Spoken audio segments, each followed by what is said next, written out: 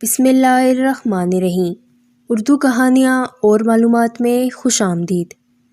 محرم میں پیش آنے والے اہم واقعات یہ ہیں: حضرت آدم علیہ السلام کی توبہ کی مقبولیت، فرعون سے حضرت موسیٰ علیہ السلام اور ان کی امت کی نجات، کشتی نوح اسی دن جودی پہاڑ پر ٹھہری، حضرت یونس علیہ السلام اسی دن مچھلی کے پیٹ سے باہر آئے، یوسف علیہ السلام کا کنویں سے نکلنا، حضرت عیسیٰ علیہ السلام کی ولادت اور آسمانوں کی طرف اٹھایا جانا اسی دن میں ہوا، حضرت داؤد علیہ السلام کی توبہ، حضرت ابراہیم علیہ السلام کی ولادت، حضرت یعقوب علیہ السلام کی بینائی کا لوٹنا، حضرت آدم علیہ السلام کا نبوت کے لیے منتخب ہونا، حضرت ادریس علیہ السلام کا آسمانوں کی طرف اٹھایا جانا، اللہ تعالیٰ کا حضرت ابراہیم علیہ السلام کو خلیل بنانا، حضرت محمد صلی اللہ علیہ وآلہ وسلم کا حضرت خدیجہ سے نکاح بھی اسی دن ہوا۔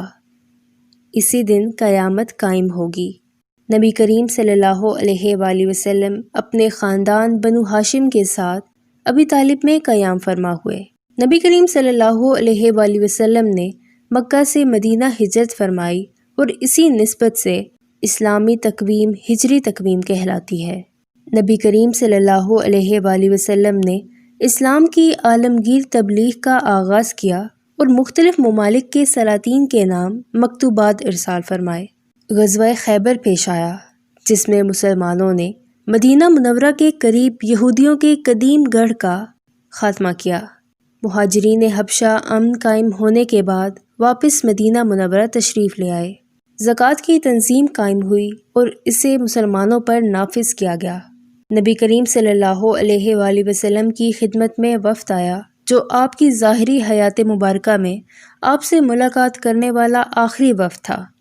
حضرت عمر فاروق رضی اللہ تعالیٰ عنہ نے ہجرت مدینہ کی مناسبت سے اسلامی تقویم کو نافذ کیا۔